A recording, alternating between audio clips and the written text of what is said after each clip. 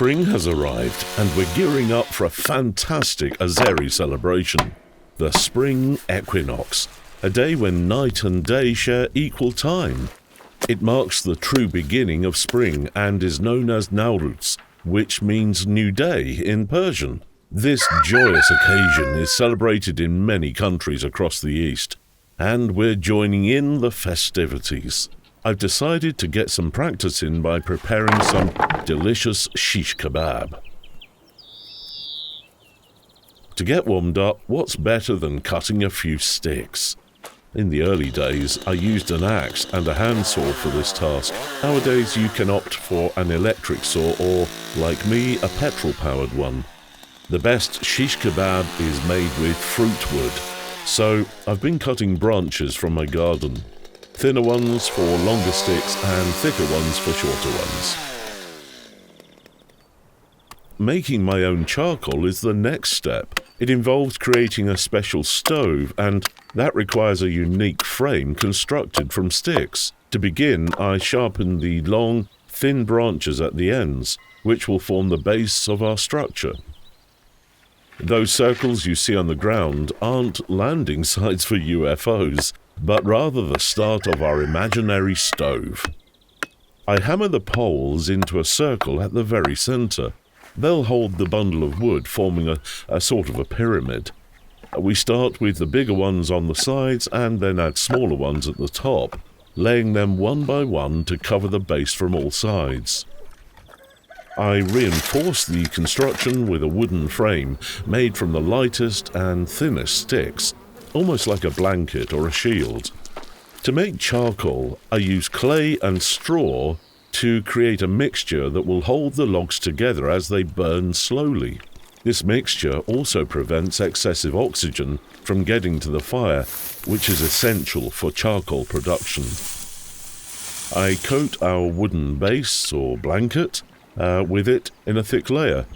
Interestingly, some regions construct buildings using a similar technique, making them warm in winter and cool in summer, thanks to the straw's insulating properties.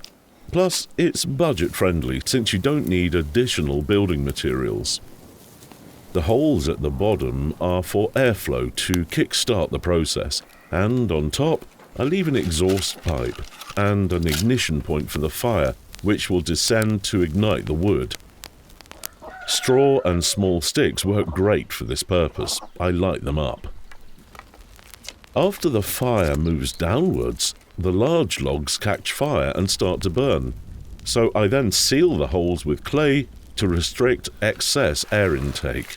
Then I let the fire burn inside, allowing the logs to burn out overnight.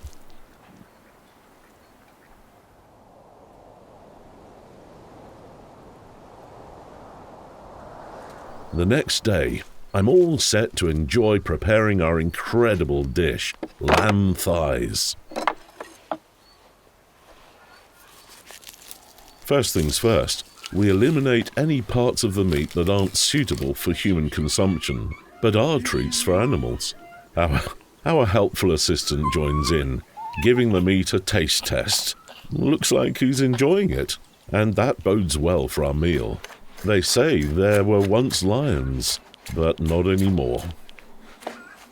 We continue by removing excess fat, setting it aside since it's part of our recipe.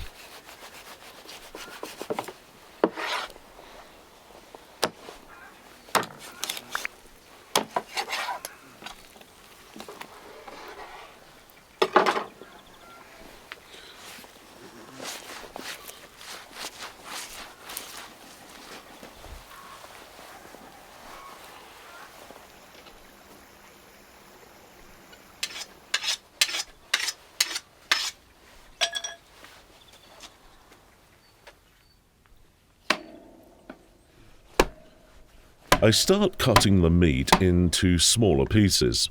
Before I begin, I sharpen my knife with a musat. Slicing the meat is done on a wooden surface to avoid damaging the blade.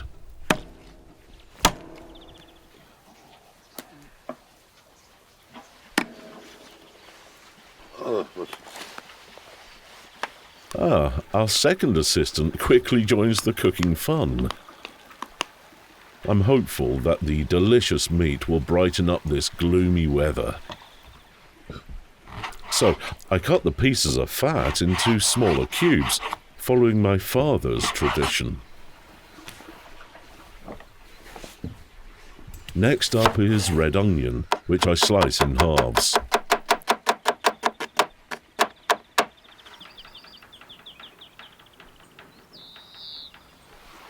To make our shish kebab even more tender, generously drizzle it with the juice from the chopped onions. In fact, for shish kebab, we don't need much more marinade. The onion is sufficient. Then I sprinkle fragrant thyme over the meat, which I grow and collect from my garden. This thyme can be kept dry for an extended period, as it's from last year. Next, I add black pepper and mix it together with the meat, gently pressing the pieces to allow the spices to envelop each one and infuse it with flavor. It's time to incorporate some fresh vegetables. First, they need a good bath, so I send them for a jacuzzi.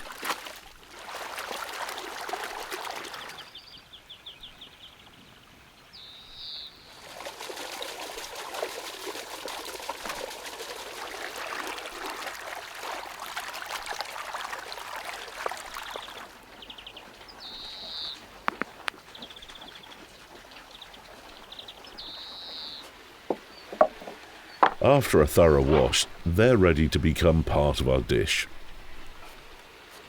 I begin with the potatoes, slicing them into thin circles, putting them on skewers.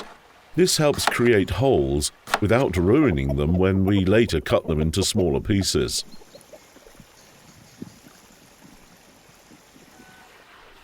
It's time to add some spices.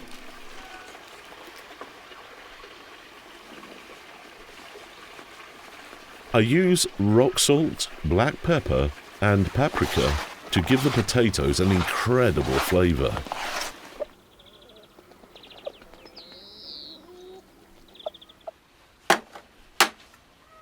I cut the tail fat into small pieces and press them firmly with a knife.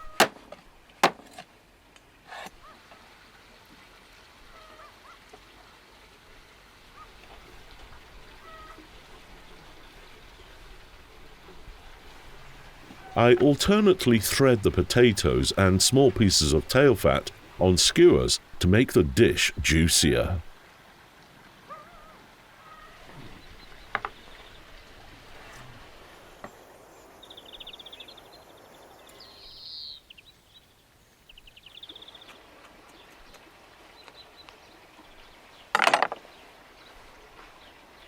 I make incisions on the eggplant and insert the leftover fat pieces.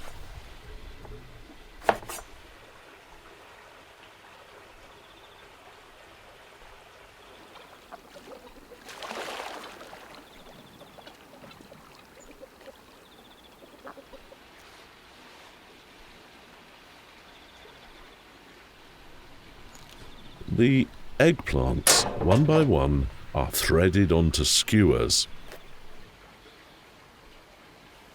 I follow the same process with bell peppers, tomatoes, and meat.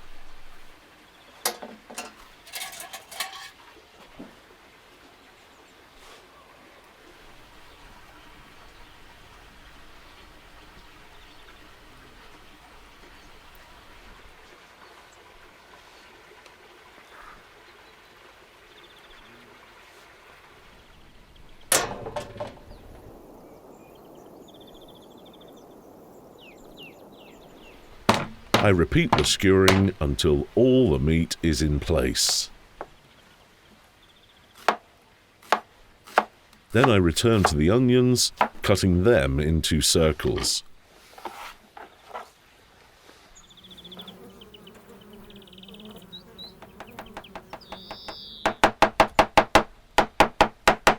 I add finely chopped coriander to the onions.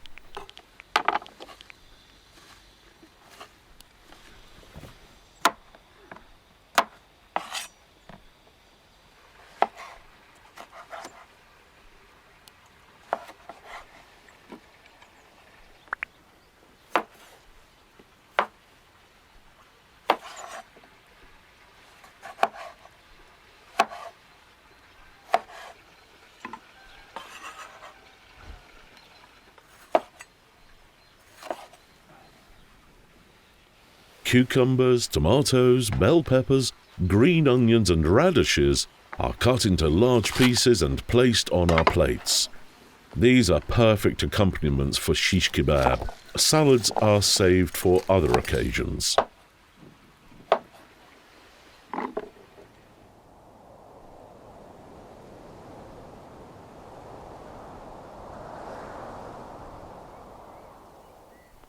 Let's check on our stove. It looks like the process is complete. The clay is fully dry. Armed with an axe, I cut through to the middle.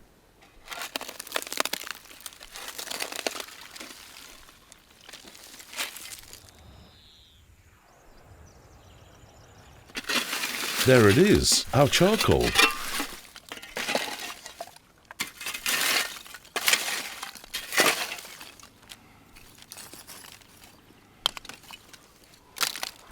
I collect all the charcoal in a basket.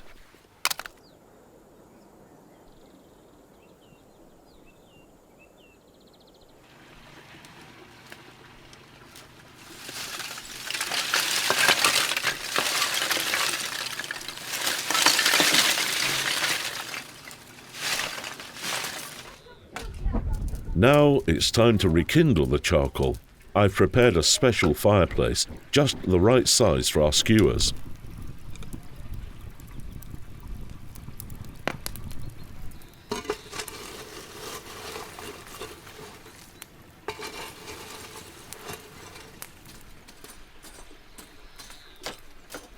The hot coals are glowing and waiting for the meat. I place our lamb and vegetables on the grill.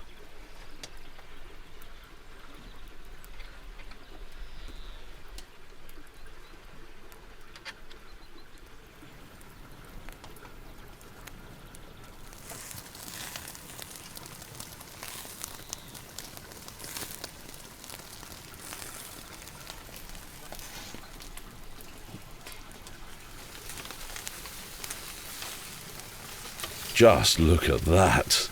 It's already looking and smelling fantastic. Even the cat is eager for a taste. But I'm next in line.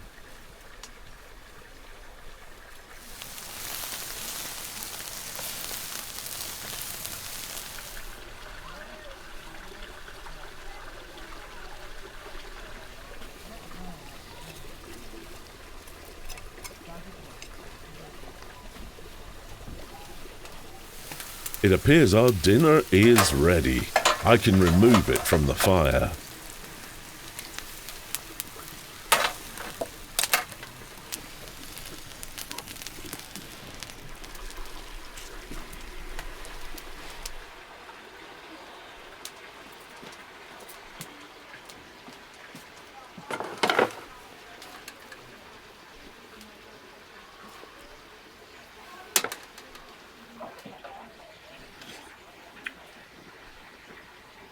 What an incredible taste. It was worth all the effort. Super. Super.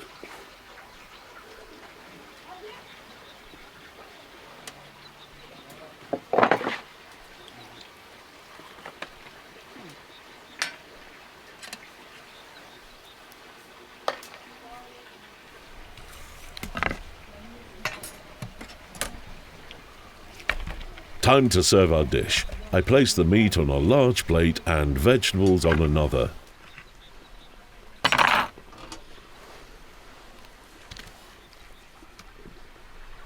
I add a mixture of onions and coriander on top of the meat for an enhanced flavor.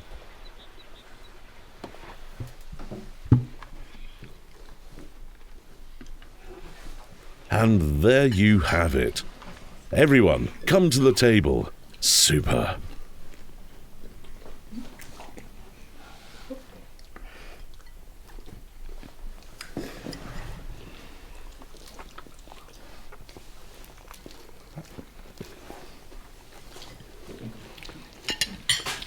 Super!